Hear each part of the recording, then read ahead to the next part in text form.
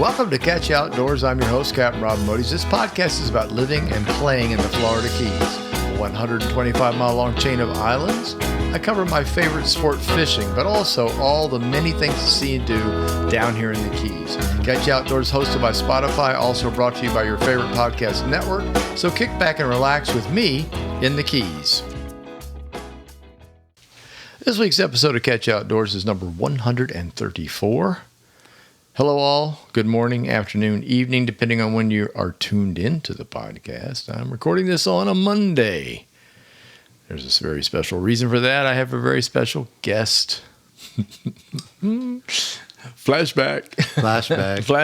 I'm here. Salty Cracker is here with me. I am in the house. In the house, yes. A.K.A. Mark Starnes. So I don't remember the last time every now and then I'll say Mark, but mostly it's just Salty. Salty. So, for those who have no idea who this person is, Salty lives over in Fort Myers. He and I met years ago, and then he became a big part of the radio show that I did called Real Talk Radio over in Fort Myers. Yes. And ESPN. Dun-dun-dun-dun. Yeah. Haha. And we really enjoyed it a lot. And I loved having him in the studio. I had several of my, the ones that I locked on to that weren't afraid to talk on a mic and weren't afraid to sit in the studio. You'd be surprised how many people we get in there and they go, no, I can't talk. Yeah, I'm sweating, man. What do we talk about? I'm sweating. I can't do this. So anyway, but that was never a problem with Salty. No, sometimes I should have kept my mouth shut, but, most of the time I did well. That's all good. But the radio is no more, unfortunately. The show went on for quite a long time. I did it for 11 years. Debbie Hansen did it for 4. And unfortunately, it's gone. But that's okay. My podcast is kind of carrying some of it on. And when Salty said he wanted to, Salty just retired. By the way, congratulations. Thank you. Thank you very much. I mean, he finally... Yeah, I finally called it quits. Pulled the plug. Yes, I did. He was doing 70-something miles a day traveling just to work from Fort Myers to Naples and back. That would be enough to make anybody go, I don't know if I really want to keep doing this. I don't want to do that anymore. Especially in January, February, and March. Yeah. No way. So, so that's how it all worked out. So he retired, and I got a call. I've been bugging him about coming down, and okay. And he says, I'm coming down. I said, great. So here I come. Yeah, so he showed up yesterday. We fished all day today, and then we're going tomorrow. And then unfortunately he has to bug out on Wednesday, but we'll be talking about, we'll be talking a lot of fishing today. I'm sure we're going to get a solid 30 minutes out of this. So easily. Stand by. The fastest 30 minutes. In sports. Sorry. Is it the fastest? No. No. The Derby's the fastest 2 minutes in sports. But that's coming up too. So. Yeah, it is. First Saturday in May. I have not picked a horse. Have they even put them out? Well, people kind of know what's going to run at this point. Right. They're so close now that a lot of the other derbies across the country and around the world have been run, and these horses rate according to their finishes, of course, and these other. Correct. It could be Santa Anita. It could be anything, really, quite frankly. So, no, I haven't not even looked at the first name. I know that's not like me, but I just, I live in the Keys. I don't care. I don't care. No, I do. Well, I do care. I do kind of care. I'm just kind of laid back now. I'm down here with the rest of the guys, just laid back. And yeah, I go fishing. Yeah. I write. Then I go fishing. I do a few songs. Then I go fishing. And then I write. Did I mention I go fishing? Yeah, somewhere along the line, yeah. I think he likes to go fishing. Oh, I love fishing. The weather has been beautiful. The wind's been up, but not ridiculous. We went out today and it was blowing 10 to 15. We had some open water, it was just like, okay, it's choppy. It wasn't white capping, but it was, and the ability to hide in the backcountry is good. You can always find a slot to go into and hide. So, but I want to point out the weather is vastly improving. I think what's happening now is you folks up north are starting to keep your cold fronts to yourself. And I'm very happy about that. Thank you. It'd be really nice if you do not send them down here. Reroute them anywhere but down here. However, we do keep getting late season cold. This morning was in the 60s, and this is late April. That's unheard of. Yeah. It was a chilly boat ride this morning. Yeah. We doubled up on shirts. Yeah. You have to put on an extra shirt. One extra shirt. One extra shirt. No jackets, just an extra No, just shirt. extra shirt. It's just a second layer, That's how we layer up. But these cold fronts have been kind of a problem. But the overall outlook is for sunny. It's quite dry. We definitely do not have the humidity that we're used to. So it's just beautiful. We have blue sky, puffy white clouds. The water this morning was gorgeous in the backcountry up around Florida Bay. Just that beautiful, what do you call that? That sea green color? Yes, turquoise. Turquoise. Almost. It was gorgeous. It was. Really pretty. And we'll continue to have that. There's no talk of rain through the weekend. So have a nice stretch. So Salty and I are going to get out again tomorrow. It's supposed to be a little breezier, so we may find other places to hide. But I'll talk more about that in a minute. We're going to talk quite a bit about the fishing. It was really fun. Got a new book, What I Know About Fishing the Florida Keys. I just got word today that it is in basically what they call the PDF phase, where they actually produce the book on a PDF, and I will get a look at it here shortly and make sure everything's lined up the way it's supposed to look and the picture's in the right place. So it's working, people. It's coming. I promise. I've been promising for a year and a half. This is about the longest project I think I've ever worked on, but whatever. My new song, Blue Rendezvous, is doing very well. It was released a few weeks ago. Check it out. It's available on most music services, Spotify, Apple Music, stuff like that. And while you're at it, you can also listen to Key West Town. That was the first recording that I put out. And very proud of those. And I'm getting ready to go into the studio and do number 3. We got a big month still ahead of April. Lots of things to do. I'm going up to go see Kenny Chesney. And then after that, I've got the Songwriters Festival in Key West the whole first week of May. And then once we get past that, I think Billy and I have agreed that we're going to start working on that third song. So everything just kind of got in the way all at the same time. You have to remember that Billy not only produces, he plays out, I believe it's 5 nights a week. Wow. Different bars and places around the Key. So, I mean, he is still an active player. So, yeah, he keeps very busy. And that's a late night gig, too, don't forget. I'm way asleep when he gets home. So, so anyway, I've got some extra books. I've mentioned this every time I've done a podcast, and I have sold quite a few. However, I still have some left of my first 3 titles. I was digging through storage, and I found boxes of them, and I would love to move them. I've discounted them on the website on catchaoutdoors.com, and they include shipping. So grab one while you can. I received a recent red tide report. There was none to report. I'm happy to tell you that, because they were dumping water like crazy out of Okeechobee in both directions. They stopped that on April 1st, I believe is when they quit doing it. And I thought, well, there might be some residual effect. So far, fingers crossed, there has not been a problem. And when they start pumping again, it's going to be more of the pulses like we're kind of used to seeing back in the old days when I lived over in Fort Myers. You remember those? They would just kind of let a little out and stop it. Stop it. Yeah. A little bit more. It was supposed to mimic the rainfall is what that was all about. The only problem that I can see is they've predicted a bunch of hurricanes this year. Yeah. And they rain, don't they? Last time I checked? Hurricanes? Yeah. A little bit. A tiny bit? Yeah. Yeah, a little bit. Seen, especially out in front of my other house, the old house. In front of my house, 9 inches of water in the garage. I got home and I stayed at Salty's house, by the way. His older house, he just sold his house. His house was built like a tank. And that was a really good place to be for Irma. I tell you what, it was. It was a good place to be for Ian, too. Yeah. So, I mean, we went through both of them, and the house did well. That's great. The house did well. Yeah, now the new people will be very safe. They will. And from what I heard, he even put in a whole house generator on it now. So, wow. So that was actually, in a weird way, we had a little mini hurricane party before Irma showed up. We sat around the pool, smoked cigars, and drank bourbon and rum. Yeah. I think it was rum at that time. That was a rough night. Yeah. Anyway, got to do what you got to do. Settle the nerves. Oh, yeah. So, anyway, we hope that the releases slow down and they stay down, but I always want to hedge my bets on that and say, be on the lookout. I know you guys have probably heard about the spinning fish issue we have down here in the lower Keys. That's all the way down, mostly Marathon South, maybe further south than that. And of course, the sawfish we've lost 13 or 14, no, maybe more than that. It might be 30 sawfish now that I think about it. They're doing the research. They don't know. The spinning fish problem has eased from what I can tell. And I can also tell you with all the fishing I've done over the past 2 weeks, I haven't seen any of that in any of the waters around Key Largo. And I've ventured out pretty far.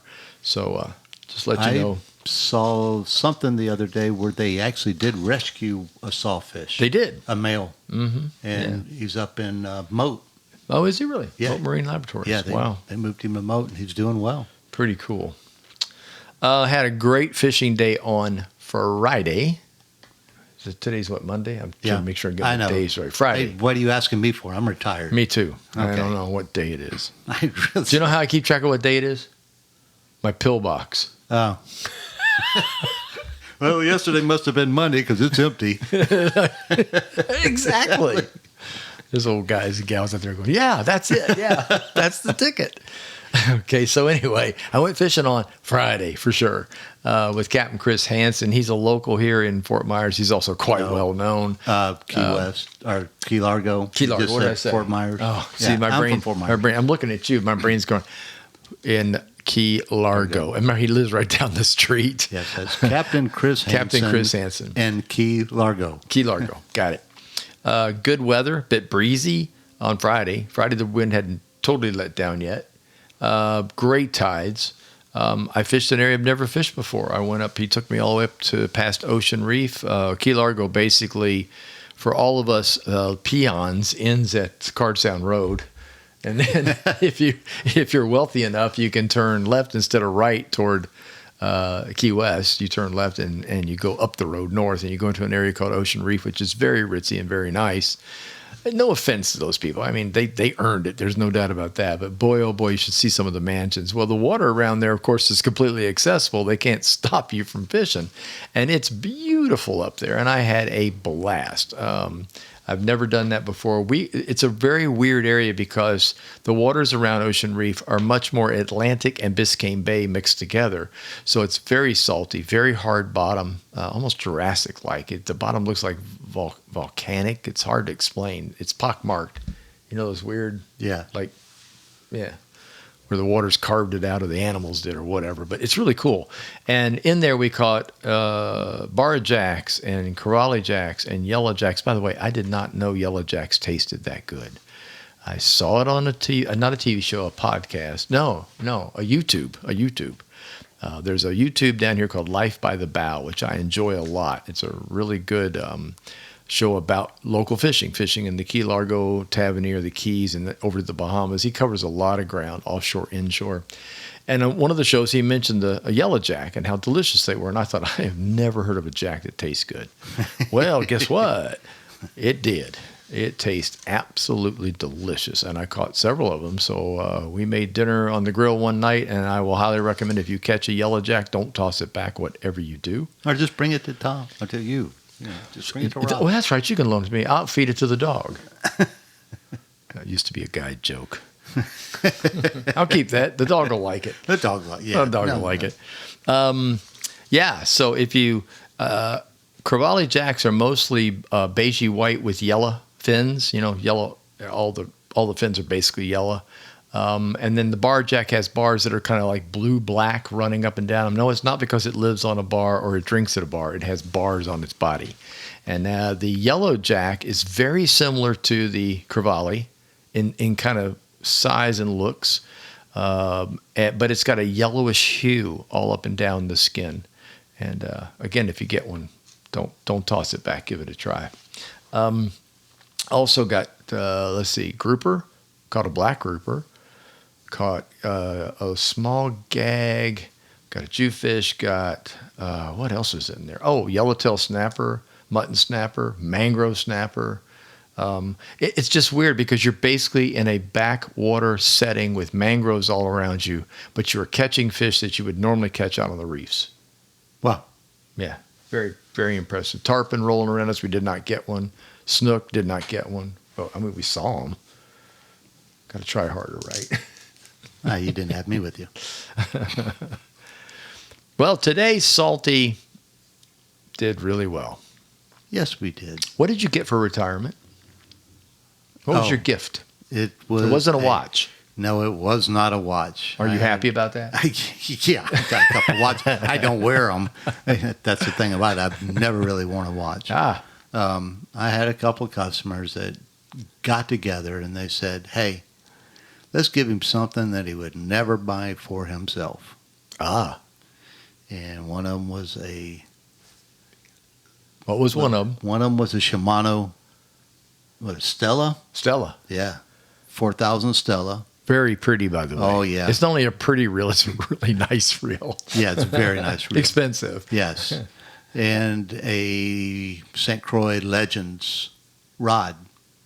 Both To go with it. To go with it. Right. And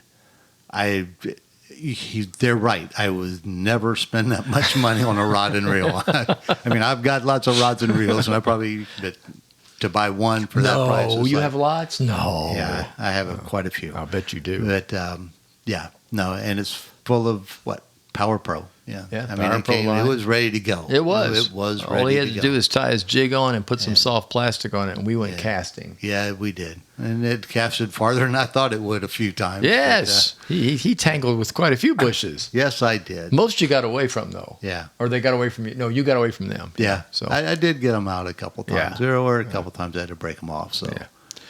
But it was a great day. We left the dock around 7:30ish, and the ramp, I guess I should say, here in the neighborhood, and we ran all the way up into the Everglades National Park. And I don't like to be specific because I don't want y'all following me, but but it was beautiful up there today. Yes, it was. The water up there is very unusual, and Salty noticed that it's very much like the water in Estero Bay, Pine Island Sound, Mount Lachey, which is where I spend a lot of time guiding, and he spends almost all his time fishing. And but a little better visibility, not much though, right? Just A little bit better, not that much. I mean, I have seen it that clear. Depending on time of year. Yeah, right. Yeah. But yes. So it's kind of that funny, that greenish color to brownish color sometimes, depending on how much tannins in the water, that kind of thing. But it's absolutely loaded with jacks, barracuda.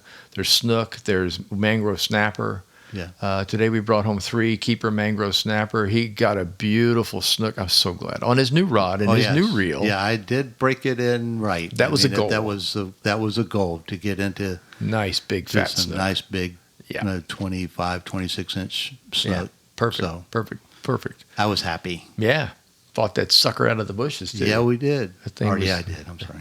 That thing was giving you a hard time. He was. The funny thing about it, once I did get him out, he came straight to the boat. Yeah. I mean, it's just he was tired, I guess. I don't know. But he didn't fight all the way back to the boat. No, but, we got pictures and let that sucker go, and he swam Yep. away just fine. Yep. So, So yeah. he lived to fight another day. Yep. Lots and lots of barracuda. Yes. It's almost a bah humbug sort of thing. But then again, you look at it from this standpoint. At least it's been in a rod. Yeah. And there were some sizable ones. We did catch a few that were. That last one you caught. That was pretty big. That was he gave you That was gave you fun. a couple runs. That was really fun. I have to admit. And the jacks were all good. So we did catch some peanuts. Not too many though. I think we caught more in the 3 to 4 pound range than we did in the 1 pound. So. Yeah. Then you caught that one right off the bull shark's nose. Oh yeah, there's a bull shark going by, so I tossed a soft plastic. Anybody that's fished with me knows that I'm crazy, and that if a bull shark or any shark, lemon, whatever comes by, I just have to throw something in front to see what'll happen. And I threw it in front of that bull shark, and this little jack popped out in front of him, ate it, and took off. Yes, he did. That's a brave little jack. Yeah, to be that close to the front of the bull shark's nose. So reeled him in, and I carefully let him go. And I hope live to another day. I hope he'll be okay. I hope he'll be okay. That was pretty weird. It was a lot of fun. We had a really great time. We fished a couple of different areas. Just kind of most of the time we were spending up in the far back, as I call it, the way back. Which is basically as close to the Everglades as I can. You can't go into the glades, and Yes. the actual glades themselves, the reeds. They don't permit it. They've got signs up that block you out. But we fished in front of the signs and caught fish. Some of the lines might have gone behind the signs, but hey, A we few. didn't enter it. No, we didn't go in there. We just threw lures in there, right? That's true. They don't say nothing about that, No. as far as I know. No, we stayed legal. Then we moved down to another area up in the back. And Janelle's got this favorite tree she likes to fish on. And by golly, I got a snook off of it. Or out, it wasn't near that bush, was it? It was in the water. The tree. The tree. It was in the water. Okay. It was at about. Yeah, it was about 20 yards. Yeah, something like that. Off of it, but it was close. Yeah. Anything else weird? No, I think. Which usually with us, there's always something weird. Well, like this morning when I decided to throw off the other side of the boat. Oh, yeah. I have to talk about that. Okay, so I fish with Salty a lot. And one time, he does this all the time, but one time we were fishing in Pine Island Sound up by a little place called Regla. Wasn't it by Regla? No, it was in we were in Matlacha. We were in Matlacha Pass. That's right. That's right. We were on the east side of Matlacha. And we've been fishing up against the bushes, which I had a lot of great luck with redfish and was not having a lot of great luck that day. And Salty will do this. He will just turn around and cast the opposite way away from the bushes, basically on the other side of the boat out to deep water. And he smacked the most gorgeous trout you've ever seen. Well, lo and behold, we caught nothing but nice trout out there. The rest of the day. And the trout season was closed. Remember that? It was like we were 3 days. Early or late? Late. Yeah, it was December 3rd or 4th and it or closed something like on that. the 1st. It closed on the or the 30th or whatever. Yeah, correct. Yeah, that's right. They don't do that now, but back then they used to close trout in the winter. You sent a picture to Byron Stout. It ended up on the newspaper. That's right, it did. He was impressed. Yeah, it was. Or he was. Or everybody was. Everybody thought it was funny that we couldn't keep him. So yeah, that wasn't funny. But so anyway, that's what happened. So it's habitual. That's what he does. It's habitual. Whenever we go out, he cast off the other side of the boat at one point. I turned around and I said, before he did it, yeah, he beat me to it today. I turned around and I threw a line off the other side and didn't get hit. No. And Salty stands up and throws on the other side and got whacked immediately. I'm like, Jack. What the hell? Big ass Jack. I'm like, what the hell? That's how we roll. That's how I roll. I know. So I'll call that the one word thing of the day, I guess. There were others, but Salty almost broke the 3 rule limit on going into the bushes. Yeah, well. You had some nice recoveries, though. Yeah, I did. Some serious I brought recoveries. that one whole log out to the boat, so. Anyway, anyhow. Let's talk about lures. Yes. We used soft plastics today. We did not use bait today. Today was a no bait day. No bait. And one of the reasons I like fishing with Salty does not insist on bait. I know a lot of people do, and that's cool. There's nothing wrong with that. I used bait all day last Friday, and it works. I didn't have to net it. I like it a lot when I don't have to net it. It's my favorite thing when you don't have to net it. And when you're with the captain, half the time you don't even have to put it on the hook. Thank you, Captain Chris. Yeah, it's great, man. When you go on a charter, oh wow. Yeah. Here, you take the fish off. It's great. I love it. Soft plastic. So the colors that work the best are some sort of pinkish, pink, white, and white. I couldn't believe, which I don't think we've ever used. No, not in Fort Myers. Not ever. in Fort Myers. No. Or Estero Bay. No. Never. As a matter of fact, over there, it always tended to be funny greenish things, right? Kind of olivey. That and the new penny. Oh yeah, the new penny, which looks brown like this brownish red color. Yeah, right. We almost never use white. No, almost never use white over there. That had a lot to do though with the tannin in the water. I think I just made that up, but that's just in my head. If the water's very tannin in those waters, especially in the summer when the rains come, it washes through the mangrove, and you get this water that looks like tea. Yeah, and it just seemed like reddish colors or dark greens worked better than anything else. That's probably really where it went. Down here, that's totally different.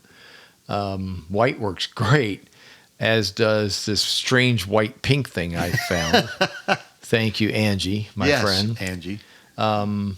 It's called Pink Shine. That's the color sold by Gulp. Gulp sells this, and they have different things. They have curly tail grubs, regular grubs. They've got swimming mullet.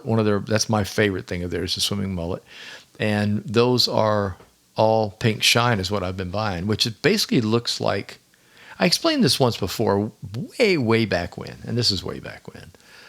We used to take pearl white lures, which would be like not lures but soft plastics, the early stuff like sluggos. Okay, if you know what that is, it's like just a big fat worm, like a slug. And we used to throw other colors in together with them and put them on the dash of the truck. And the sun would Melt more or less, colors melt them into or them. infuse. Yeah, get infused colors into them. You get these weird lures, and all of a sudden you'd find something that had chartreuse mixed in with a little blue or something or purple, and that thing would work like a champ. But we created it ourselves. It wasn't something you could go out and buy.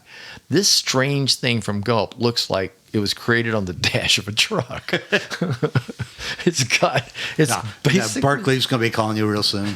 Okay. That's okay. They might market it that way. It shows some guy in a truck driving, picking a bag up off the dash. Why not? But essentially, that's what it looks like. That's how it works. It's just kind of pink and white mushed together, and it's a light pink, not hot pink, light pink. And man, those fish love that damn thing. Yeah, they did. They all of them did. Snook, everything. Yeah, matter of fact, that's what I caught the snook on the big snook. Yeah, and I got a snook on one too. Yeah, I got a big barracuda today too. Most of the cudas you get are like what, 20 inches, maybe. Yeah, that. Am I exaggerating? 16, maybe. 6. Yeah, no, I'm a fisherman. Yeah. No, about 16 to 20. Yeah, that was average. I mean, there were some shorter ones. We had some baby ones. This was closer to 30, 28 to 30. The big one. This was nice. It was a monster, but it was a ton of fun to get after you've caught a lot of peewees. So he had some big teeth on him. I can tell you that. Oh yeah, they always do. Yeah. So anyway, that was that. We put them on. I put mine on. You put yours on Z-Man heads too, didn't you? With the yes, eyes, I the did. bright eyes one they call it. Bright eyes. Yeah. And I used different colors today, by the way, folks. Normally I go with the gold glitter. I used a chartreuse, and I used hot red today, and the hot red worked really, really well. Just for giggles and grins, I thought I'd change up, and that's what I got the snook on. My snook was on the hot red on the pink shine swimming mullet. No, it wasn't on swimming. We were out of them by then. We were fishing the grubs by then. Yeah. Yeah, the long grubs. Yeah, we ran out. Oops. What are we going to do tomorrow? I don't know. Going to get some nail polish. That's it. Yeah. Start working on Jonelle. But anyway, it was really, really good. I mean, we had a great time. So hopefully tomorrow we'll do it again. I'm going to try.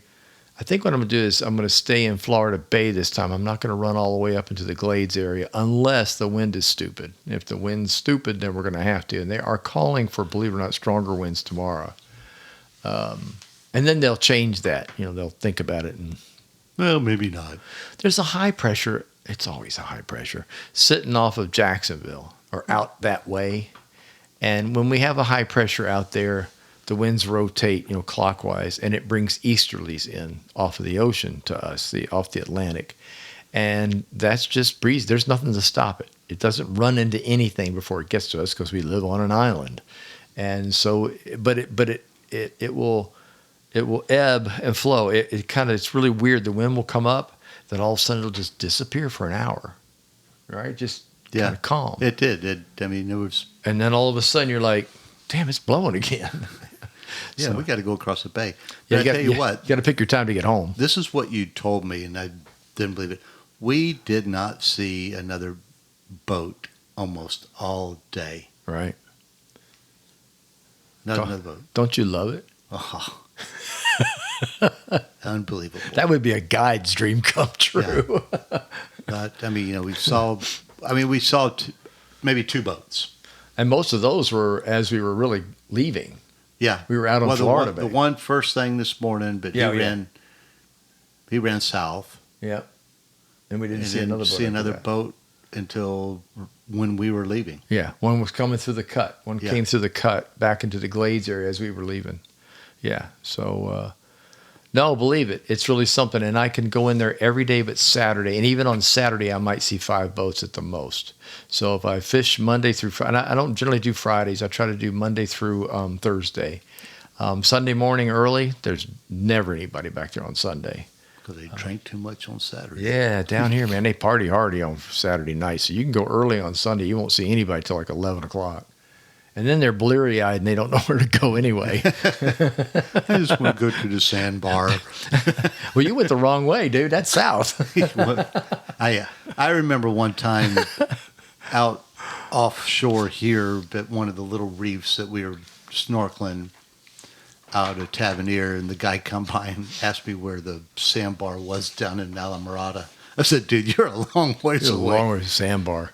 Yeah. They found a guy on a jet ski, by the way, out in the ocean here last week. Yeah, he was out. I don't know all the specifics. I know it was a fishing boat found him, and he was basically headed for Cuba, and he thought he was headed for Alamorada or whatever. You know. I mean, once you get out of sight of land out there, and you have no compass.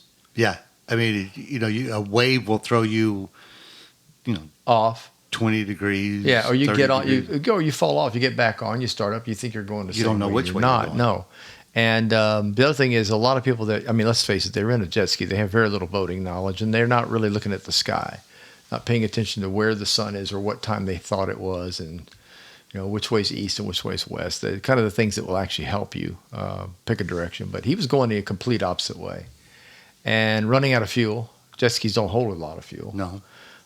And I don't remember I think the boater called and the Coast Guard went and rescued the guy. I think that's what I read. And that happened to me too. When I was a guide out of Fort Myers, I went out in the Gulf of Mexico. We were about 12 miles out on one of the wrecks that were out there. And there's a jet ski out there when I got there. And I thought the guy was fishing.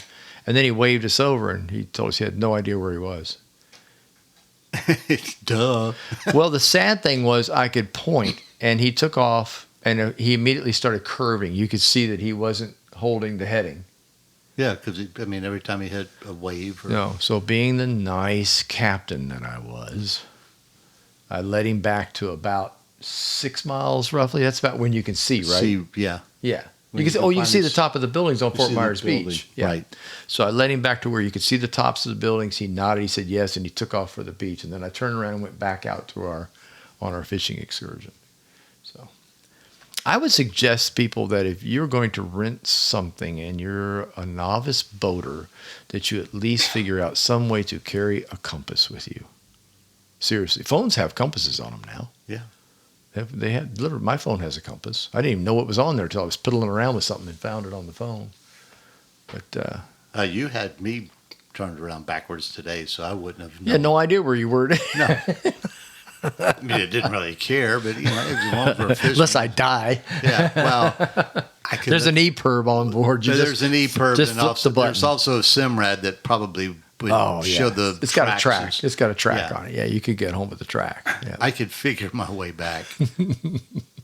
I like it back there. Yeah, I love it back there. There's just something about it. On a day when the fishing is not even, I won't even say superb, not good. It's still fun to be back there. And you never know what you're going to see. Like the time before I told people on the podcast, this giant crocodile was back there, and I thought that was just absolutely unbelievable. I didn't mean a giant crocodile. I drifted the boat over it. It's lying on the bottom like, oh, Lord. But yeah, so that's something about fishing back there that I really, really love. So that covered? We got it covered? I think we got it pretty much covered. covered. We're going to have to stop here for a second and do useless information because I basically do it every week. So hang in there, folks. We'll be right back with you. And now, from the original book of useless information. You are a reject! You are useless! You can get a job down here cleaning toilets! Here's your host, Captain Rob Modes. Well, he swears up and down he's useless, but He might be all right eventually, but completely useless. With useless information. Number 1. A raindrop falls at about 7 miles per hour. Wow, That's pretty that's useless. Yeah. Is that useless? It's useless. Number 2. An inch of snow falling evenly on 1 acre of ground is equal to about 2,715 gallons of water. Bet you didn't know that. No, Because sorry, it's not useless. There's another useless one. First of all, wait a minute. You said snow. Snow. We're in Florida. I know. So we would just get 2,715 gallons of water. Yeah, okay. At any given, number 3, at any given time, there are 1,800 thunderstorms in progress in the Earth's atmosphere. Yeah, and they're all between Fort Myers and the Keys. No doubt. You want to see the lightning capital of the world? Come on over here. Come on down. Especially in July and August, it's really, really entertaining. All right, there you go, folks, until next week. And before I go, okay, it's almost May. Can you believe it? Get outside and play, people. Here's a tip for you. It's somewhat quiet down here right now in the Keys. Spring break is over. Snowbirds and the long-term RV campers are headed home. Boy, did I see some campers going by on Sunday morning. Yeah, I saw them. Even Monday, they were still heading out of here. Before you came, I took the boat over and fueled it up and got it ready for us. Right. And I was down at the gas station, and it seemed like every third vehicle was somebody towing a fifth wheel. Wait a minute. I came down Sunday afternoon. Yeah. I was Sunday morning. Yeah, I was there Sunday morning. You were Sunday morning, Yeah, Sunday yeah, afternoon. That's yeah. okay. You had to deal with a wreck on the 18-mile stretch, as always. Boy, that little Delay of crotch game. Yeah. Got to watch out for motorcycles, man. So anyway, things are happening in the opposite now. People are heading home. It's getting quieter. You can actually walk into a restaurant and get a seat. So it's a good time to come down. I mean, May's wonderful. It's I know that the kids aren't out of school yet, so you're not going to get the June vacationers with their children coming down. It's just this one nice little lull time that we have. It lasts about a month and a half. So come on down and enjoy the Keys. It's really great. Thank you, Salty, for joining me. Anytime. It was fun, man. We'll do it next time you come back. I'll be We'll back. just do this again. So I'll be back. Yeah, I'll be back. It's nice to say. So everyone take care, and I'll talk to you all next week. Thank you for tuning in. If you enjoyed listening, please tell a friend, leave a review, or don't forget to subscribe to the channel. Facebook page is Catch You Outdoors, website is catchyoutdoors.com, where you can find all the previous podcasts and a schedule of what's to come. Until next time, get outdoors and enjoy.